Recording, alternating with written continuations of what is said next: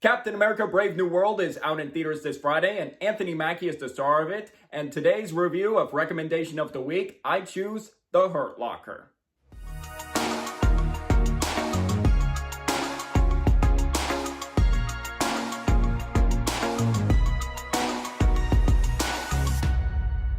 Hey movie buffs, I'm Jack Benner and welcome to my review of The Hurt Locker. The Hurt Locker is a 2009 war thriller directed by Kathryn Bigelow starring Jeremy Renner, Anthony Mackie, and many others. Set during the Iraq War, The Hurt Locker follows Staff Sergeant James, played by Jeremy Renner. He's assigned to an army bomb squad. When they're targeted by insurgents, the stress of combat starts to take a toll on them. The Hurt Locker premiered at the Venice and Toronto International Film Festival in the fall of 2008 and not going wide until summer of 2009. Despite the film not making a splash at the box office, only grossing $17 million in the United States, and still remains one of the lowest grossing Best Picture winners until Nomadland, which that was a pandemic year and that grossed $3 million domestically. Somehow, what was the lowest grossing Best Picture winner at the time was able to beat the highest grossing film of all time still with Avatar, where it beat Avatar in both Best Picture and Best Director. And at the 2010 Oscars, The Hurt Locker received 9 Oscar nominations and winning 6 that night. Now 15 years later, does The Hurt Locker hold up phenomenally and as a worthy winner of all its accolades?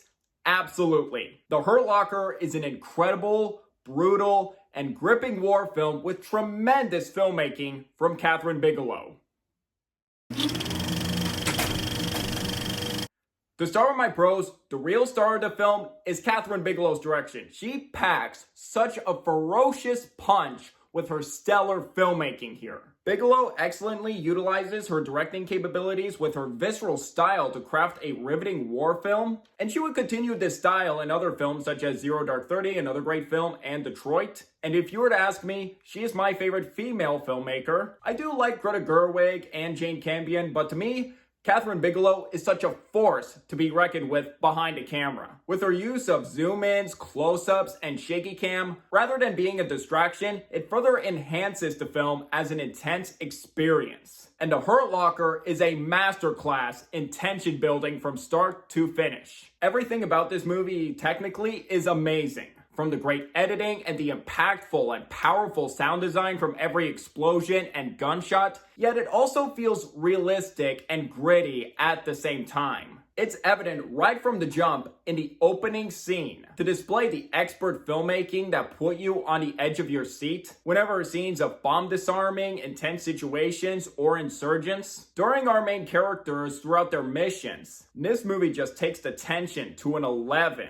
And in just any scene involving Staff Sergeant James going to disarm a bomb just had my heart pounding rapidly, like, oh my god, just please don't explode, just cut the wires, please. And just that one overhead shot of Staff Sergeant James lifting up that wire and there's multiple bombs, that shot alone gives me anxiety, like, oh my god. But Bigelow also excellently crafts a gripping story that's straightforward and really makes you care about the characters and get invested for, and you don't want to see them die at all. Which leads me to another aspect that makes this movie great, are the fantastic performances all around. This was the film that made me take more notice of Jeremy Renner as an actor, and it still remains my favorite performance he has ever given. He is terrific. Renner does a fantastic job at playing a cocky, hotshot, bomb-disarming expert, but later in the film, the more horrific things he has seen, including one disturbing scene with a kid who he interacts with early in the film who gives him like these pirated DVDs, and his name is like Beckham, named after David Beckham, and just that scene where he sees that kid again, oh god, that just might be the most disturbing scene of the entire film. Just from his reactions that are hardened and stoic, and we just processed everything. That's also great acting from Jeremy Renner. The shower scene with no dialogue and just feels the emotions right there.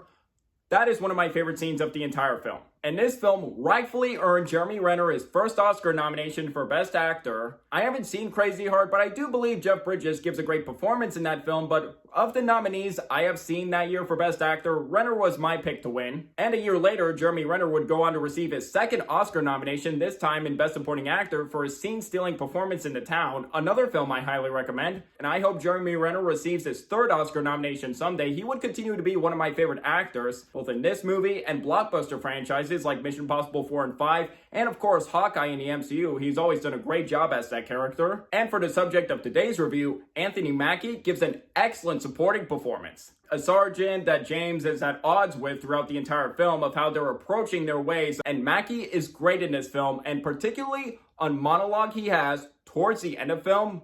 Terrific acting from Mackie. And that scene right there should have gotten him an Oscar nomination for Best Supporting Actor. I can't believe he was overlooked for this movie. And I honestly feel like he's somewhat underrated as an actor. I feel like he deserves more recognition. And we also got good and brief supporting performances from Guy Pearce, Ralph Fiennes, and Evangeline Lilly in this film. And it's also interesting to see actors who would go on to be in the MCU before they joined. Of course, Jeremy Renner, Hawkeye, Anthony Mackie, Falcon, and Captain America. Evangeline Lilly, the Wasp. And I do remember Guy Pearce was the Mandarin in Iron Man 3. And what I love about The Hurt Locker, it's not just some ordinary, by-the-numbers war movie. The filmmaking here is top-notch, the screenplay is great, and technically it's amazing. But Bigelow doesn't try to preach to anything, not really get anything political, more so being straightforward and tell a good story in the best way. And this film effectively shows how combat can be very stressful and how dangerous and rigorous bomb disarming in the US Army really is. And just being able to do this job, you have to be smart, careful, brave, fearless. And this film does a great job just showing how all that combat, the tensions, the horrors, how terrifying it is, and it takes a toll on our characters. That and James being consumed by the one thing he is good at life, bomb disarming. And I love the ending of this movie when he returns home and he just can't stop thinking about it. And there's a great scene where he's talking to his son, and it just gives this movie more depth rather than just being an ordinary war movie. And not only succeeds as a well-directed film, but also doing a great job at showing the psychological effects at the same time. As for any cons with this movie, I don't have any.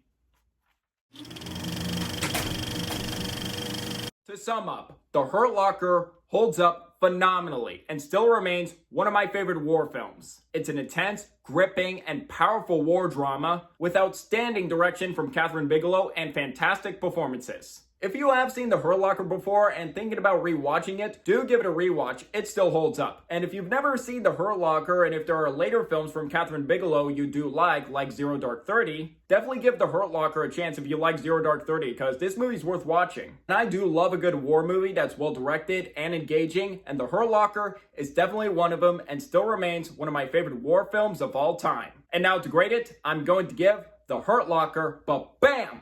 5 out of 5 stars and A+. This was my second favorite film of the year 2009, and here are my top 5 favorite films that year. Number 5, interestingly enough, has a 5 in it, 500 Days of Summer. Number 4, Inglourious Basterds. Number 3, District 9. Number 2, The Hurt Locker. And number 1, Up. And looking back at those films, 2009 was definitely a great year for film. So over a decade later, did The Hurt Locker deserve Best Picture? Where this movie won 6 Oscars: Best Film Editing, Best Sound Mixing, Best Sound Editing, Best Original Screenplay, Best Director, and of course, Best Picture. And I haven't seen all the Best Picture nominees in that lineup. The ones that I've seen parts of are Up in the Air and Precious. And I did mention some of the films in my top 5 favorite films of 2009. Some of them are Best Picture nominees. And Up being the second animated film to receive a Best Picture nomination since Beauty and the Beast is a win in my book. And I do really like Avatar all these years later, and James Cameron did a terrific job directing that movie. And it's still funny that Kathryn Bigelow beat her ex-husband James Cameron for Best Director. And it's also crazy to think that it wasn't until 2010 a woman has won the Oscar for Best Director. Crazy it has taken that long. So my answer, yes, I still think The Hurt Locker deserved Best Picture and Best Director all these years later. And this was a terrific last Best Picture winner in the 2000s decade. And looking back to the 2000s decade of Best Picture winners, there is a lot of them I love. Gladiator, A Beautiful Mind, The Return of the King being the best one, Million Dollar Baby, Brokeback Mountain, oh wait, that didn't win, The Departed, No Country for Old Men, Slumdog Millionaire I still love, and The Hurt Locker. So it's great looking back that a majority of those films I still love and still hold up, not only as Best Picture winners that deserve the Oscar, but excellent films as well. So I would like to hear from you guys. What do you guys think of The Hurt Locker if you've never seen it? Do you agree, disagree with my review? Or if you haven't seen it, are you interested in checking out the film for the first time or not? Let me know down below. Did you enjoy hearing my thoughts on this movie and want to see more reviews like this in the future? If yes, please hit that like and subscribe button if you're new here, and don't forget that notification bell for my next upload in the future. It really means a lot. All my social media links are in the description down below. You'd find me on Twitter, Instagram, and TikTok, and if you'd like to see my written reviews, I do have a Letterboxd account, so if you'd like to follow me on there as well. And until the next video, I'm Jack Benner, and look forward to another movie review.